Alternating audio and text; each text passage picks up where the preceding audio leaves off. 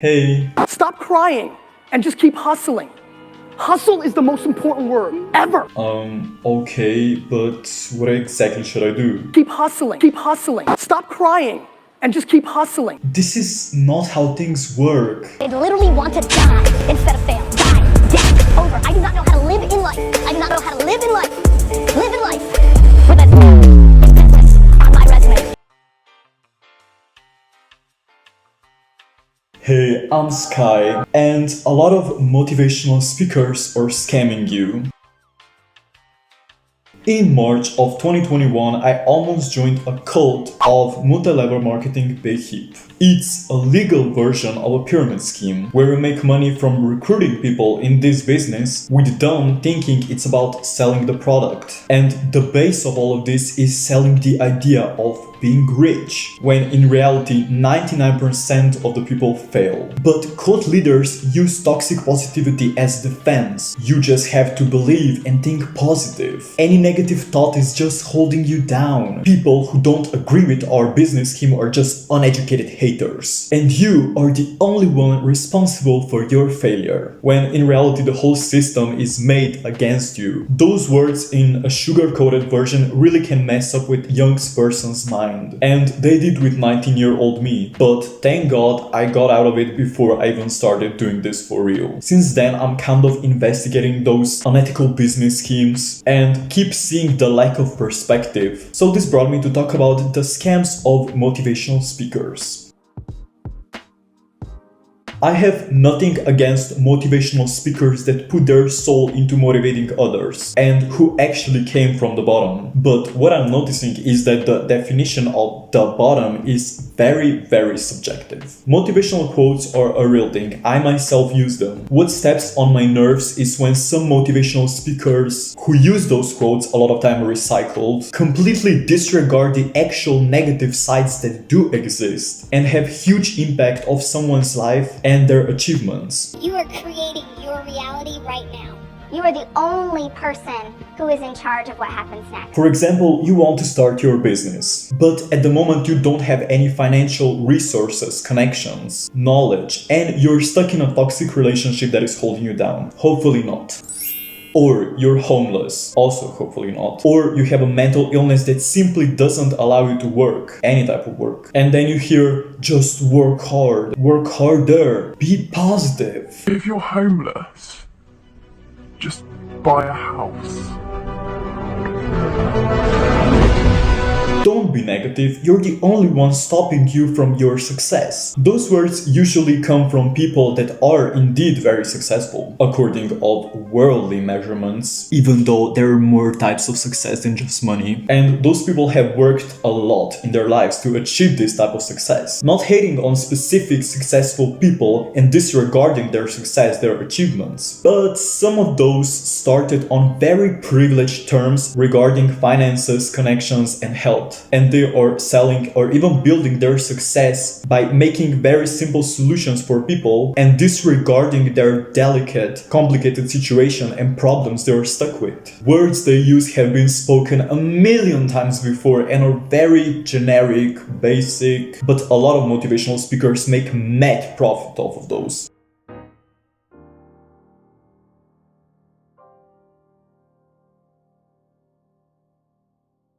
One example of this whole controversy is a millionaire writer, blogger, and motivational speaker Rachel Hollis. I'm giving my constructive critique and not hating on her. Remember to be kind, always. Except when predators are molesting you in Instagram DMs. Yay, happened to me like 1 day ago. She is a white mom of 4 that apparently had her breakthrough when a picture of her stretch marks with a caption focused on body positivity and acceptance went viral. Women who saw this saw themselves in her. They related to her. Rachel took this opportunity and wrote the book Girl Wash Your Face, which happened to be the bestseller, and thing that attracted its audience was Rachel's relatability. I swear to you that I was married for 18 years and I never farted in front of my husband. And he never farted in front of me. Even saying that word to you is making me cringe inside my body. I can't believe I just said that word on stage. So the most important thing you need to know is that Rachel and Dave Hollis never farted in front of each other. Women saw themselves in Rachel and felt understood. They felt worthy with their struggles. Rachel basically built her career on relatability.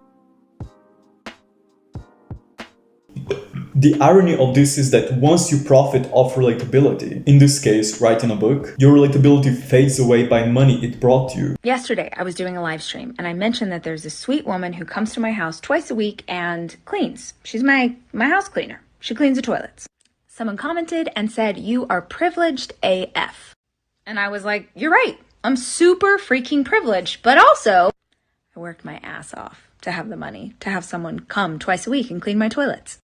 And I told her that. And then she said, "Well, you're unrelatable." What is it about me that made you think I want to be relatable? No, sis, literally everything I do in my life is to live a life that most people can't relate to. Most people won't work this hard. Most people won't get up at 4 a.m.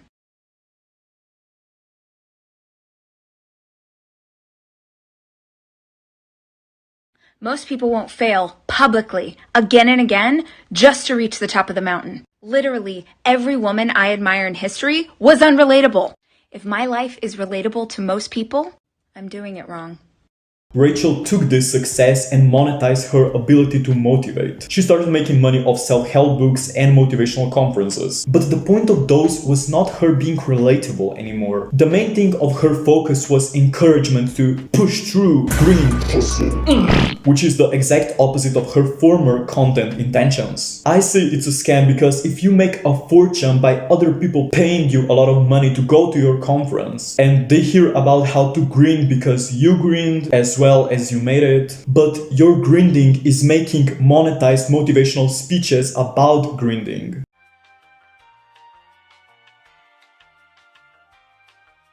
In my opinion, it's just super ironic and it doesn't make any sense anymore. It's such a nonsense that I don't even know how to put it in the way that it will sound logical. Someone commented, "Never trust an image of success presented to you by someone that has something to gain by your belief in that image." And I agree. Rachel, again for example, is known for many controversial things, which make her feel even more scammy. Allegedly. For example, having motivational speeches on MLM conferences for cults I was mentioning in the beginning of this video, which is basically encouraging others to burn out in a pyramid scheme. And later, I think in her book, she called people who invest a lot of money in their businesses dumb. She called them dumb. The audacity. MLM people, which she preached to, are the same exact people that she called dumb later on. And they possibly invented money in her conferences as well.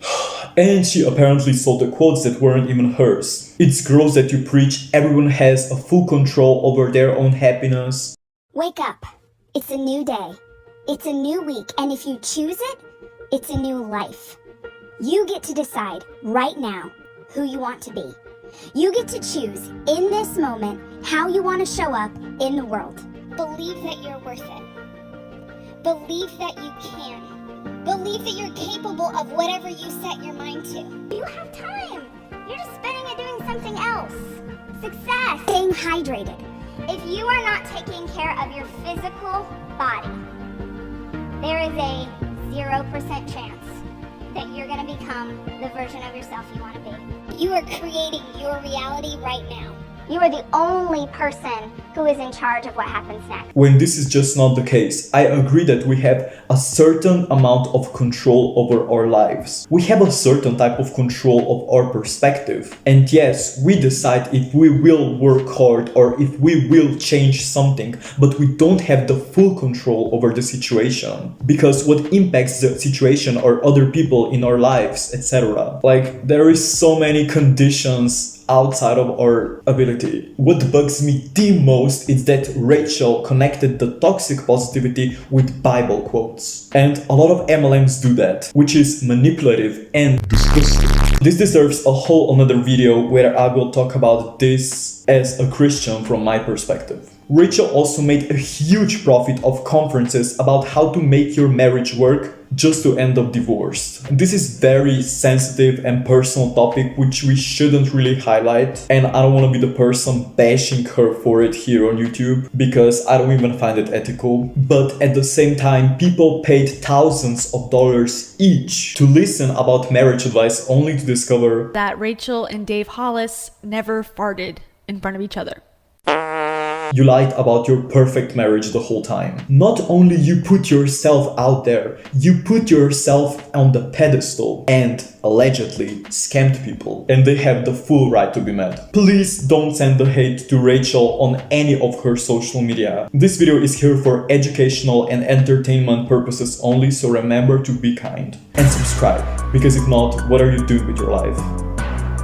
Bitch. No, I'm just kidding. Let's also talk about the toxic impact of motivational speaker Gary Vee, the man from my intro. He is something else. You're very politically correct. Cool. Every day, like literally once a day, genuinely sit there for 5 minutes and make pretend one of them got shot in the face. I'm being dead serious with you. Every single day, I said this today earlier, I probably once a week to 4 times a week sit there truly in the shower, on a flight, when I wake up. Some people meditate, right? Some people work out, right? To deal with whatever anxieties or thoughts they have. I actually sit and truly try to convince myself that I have lost one of the 5 most important people in my life, and that is the biggest thing I do that leads to the biggest happiness I have. Yeah. Just put in work and enjoy that. Enjoy eating shit and dirt and bleeding and the grind. I want you to eat shit for the next decade. So I'm very excited about that. We are going to do some serious damage, which is really my definition of eating shit. It's something I do every day. Every day. I'm still in the same process. 24 months of eating shit. And look at yourself and shit on yourself. Aren't you fucking tired? I'm pretty passionate about really focusing on eating. Gary is known as an internet personality, motivational speaker who does conferences and sells self-help books. He's a self-made millionaire who took his family business and made its net worth to $60 million. This is an extreme achievement, like no cap. But this business already started on net worth of $3 million, which is a privileged position most people don't begin with. And what Gary Vee does is to motivate people with words: work hard. Stop crying and just keep hustling.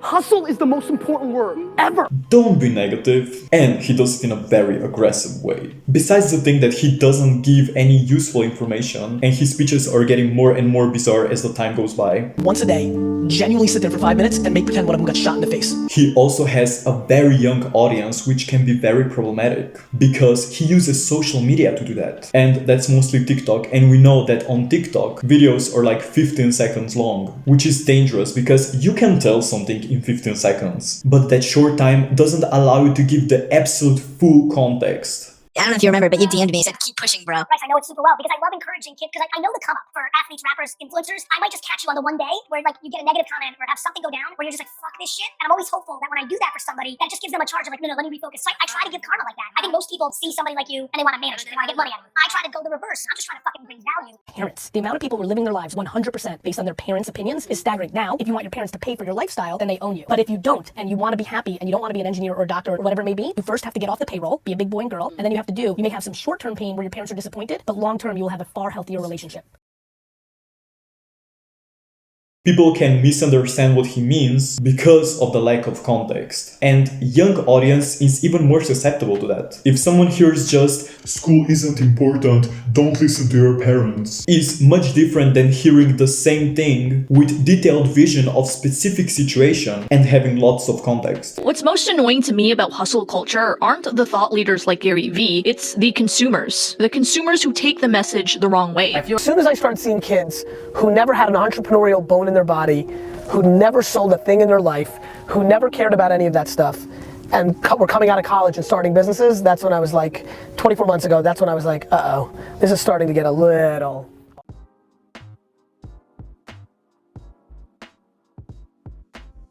Also, hearing work hard and working harder won't make your life better, necessarily. If I work harder at a minimum wage job, my wage will still be minimum when money is deposited to my bank account. We need context. Plus, not everyone is meant for business. Gary knows that. But this thought can enter someone's head and the delusion takes over their mind. Gary started with a net worth of $3 million and it's useless and unrealistic to give a recycled advice to someone young, broke, and confused about the basics of life. Honey, learn how to pay your phone bill and do your homework. Or not, honestly, you do you, but I guess it would be good. Even Gary realizes that the hustle culture is toxic and that he shouldn't work as a teenager. But he still passes on this mentality of hustle, grind, succeed. All you need for success is to work hard. There's a video by someone named Casey Vander that talks about why he stopped watching Gary Vee, so let's watch that. Why I hate Gary Vaynerchuk. Okay, so let me give you some background about me. One of the reasons why I started fitness coaching and why I started my fitness products and my coaching business in the first place was because of Gary Vee. Okay, so I watched a video when I was about 21 years old, and the video was titled 6 Minutes for 60 Years of Your Life. You know, for essentially 2 years after that, I've been putting out content daily. I've been vlogging every day. I've been blogging every day. I've been podcasting every single day. You should put out unlimited pieces of content. And I think Gary Vee is probably one of the worst mentors to follow possibly out there. When you see him talk, when you hear him talk, when you watch a Gary Vee video, at the end of it, you're left with this feeling of hope. When I was hustling, like Gary Vee likes to call it, all it did was left me tired. Okay, hustling only gets you so far. So what does Gary Vee consider hustling? He thinks you should work 18 hours a day, maybe 20 hours a day if you can. Post on Instagram and YouTube and Facebook about your business all day. And then hopefully an audience finds you. And hopefully you're gonna get business growth out of that. The metrics and the cold hard facts that it takes to grow a business, he doesn't talk about. You know, he doesn't talk about setting up the lead gen software. He doesn't talk about actually how to hire, how to manage, you know, how to actually scale your business, how to have a product that's really, really good. Okay, he doesn't talk about any of that. How old are you? You can literally do nothing for the next 8 years and be a child. But you don't think that, because when you're 22, you don't think 31 is young. But it is. Whether it's your parents or yourself or people, everybody's trying to prove something so early. Too many kids don't take advantage of time. You can literally do 4 different things over the next 2 years, 6 months at a time to figure out everything that you think you might like, you should try to do. But that's not what people tell you to do. As Madison said, he gives simple solutions for people in complex situations and acts selfless about giving his advice. But he still profits of that, but in more intelligent way than Rachel. No offense. And I've watched hours and hours of Gary Vaynerchuk or Gary Vee videos, and I still don't really know what the core message is. Whether it's be happy and love what you do, don't go to college, work really hard and constantly grind, or don't listen to the haters. And there's nothing wrong with marketing yourself, with building yourself as a brand. But when it's disguised as selfless care for others and selfless motivation, now that's a little bit shady. But I do want to say I appreciate that comment. LOLs, you're probably right about all those other gurus, but Gary Vee is the real thing. Really do your research on the people before you stamp them with the fake guru label. I just wonder what that does to the consumer mind when you are perceiving something as free, as out of the goodness of someone's heart. It's like if I were to say every single time I started this video, hey guys, welcome back to another free video for you to watch. It's like, yeah, it might be kind of free for you, but you're still putting your time, investing your time into watching this thing. And I'm still gaining something out of it. Even if you're not directly spending money